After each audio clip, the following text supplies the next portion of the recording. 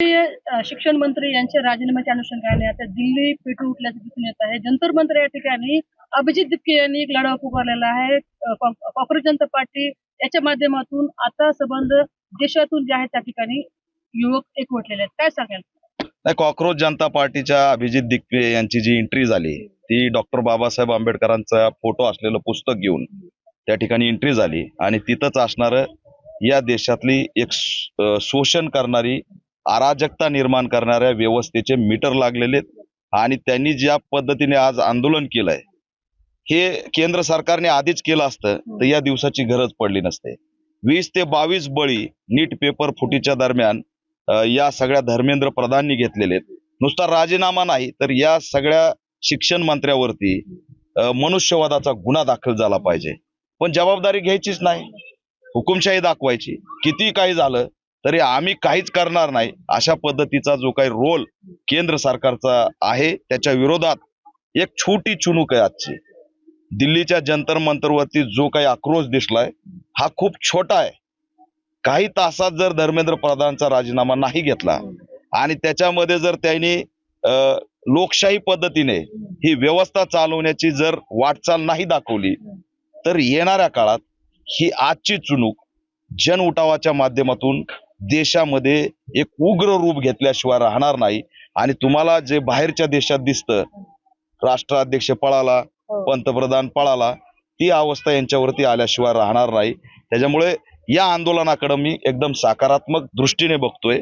घराणेशाही, प्रस्थापित, भांडवलशाही गाडणारा एक नवा तरुण जय भीमचा नारा देत मैदानात उतरलाय आणि जंतर मंतरवर जय भीमच्या घोषणा होत्या। त्याच्यामुळे उद्याचा या देशातला जो काही क्रांतीचा उदय आज सुरू झालाय ती क्रांती जय भीमचा नारा करणारे हे असणारे यातून दिसतंय। दिपके अभिजित दिपके याच्यावर दबाव आणण्याचं देखील प्रयत्न केला जात आहे आणि त्याच्या जीवाला धोका असं देखील बोललं जात आहे। नाही, त्याच्या जीवाला जे काही धोका वगैरे आहे हे बोललं जातं, पण हे शक्य नाही। आम्ही उभा आहेत, पॅन्थर मुवमेंट उभा आहे, त्याला संरक्षण देणार।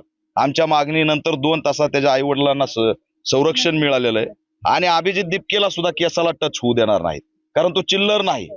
ती कॉक्रोच जरी नाव असलं तरी तो आग्या मावळ आहे। 20 मिलियन लोकांचा लीडर आहे तो, चिल्लर नाही। आणि म्हणून पहिल्यांदा जर घाबरला असेल अमित शहा, नरेंद्र मोदी, तर ते अभिजित दिपकेला घाबरलेत। का बरं परमिशन नाकारली नाही? परमिशन द्या, एअरपोर्टला येऊ द्या, पोलिसांना तुम्ही बाजूला व्हा। त्याला जर टच जरी केला असता आज तर या देशातलं वातावरण एक वेगळं असतं। त्याच्यामुळे सरकारने पहिल्यांदा एक त्याला काय म्हणतात स्वतःच्या सुरक्षेची भूमिका व्यवस्थित घेतली, नाहीतर त्याला जर परवानगी दिली नसती आणि अरेस्ट करण्याचं काम केलं असतं किंवा त्याला काही झालं असतं तर या देशात जनउद्रेक झाल्याशिवाय राहणार नाही। आणि मी सरकारला मागणी करतोय की हे आग्या मावळ अंगावर घेऊ नका। हे ज्या 12 माश्या जरी चावल्या तरी माणसाचा कार्यक्रम लागतो। त्याच्यामुळं ठीक आहे, तुम्हाला वाटत असेल मोहळ चावल्यावर मेलोडी नावाची चॉकलेट खाऊन होईल, तर तसं काही होत नसतंय। त्यांना एवढाच इशारा देतोय की बांधायला सुरुवात करा सामान। प्रस्थापितांचा बाप अभिजित दिपकेची भारतामध्ये एंट्री झाली आणि जेवढ्या दिवस तो हित आहे तोपर्यंत त्याला Z+ सुरक्षा द्या। त्याच्या केसाला काही झालं तर तुमचं अस्तित्व राहणार नाही, हा पॅन्थरचा इशारा आहे। आम्ही खूप सकारात्मक दृष्टीने त्यांच्याकडे बघतोय। संवैधानिक मार्गाने हा जो लढा सुरू आहे तो जर असाच सुरू झाला तर वेटनवादच्या भूमिकेत असलेलो आम्ही त्यांची राजकीय भूमिका स्पष्ट होताच त्यांच्यासोबत एंट्री करू। महाराष्ट्रातील ताज्या बातम्यांसाठी बघत रहा टाइम्स टुडे 18 न्यूज। सोबतच शेअर करा, सबस्क्राईब करा आणि बेल आयकॉन प्रेस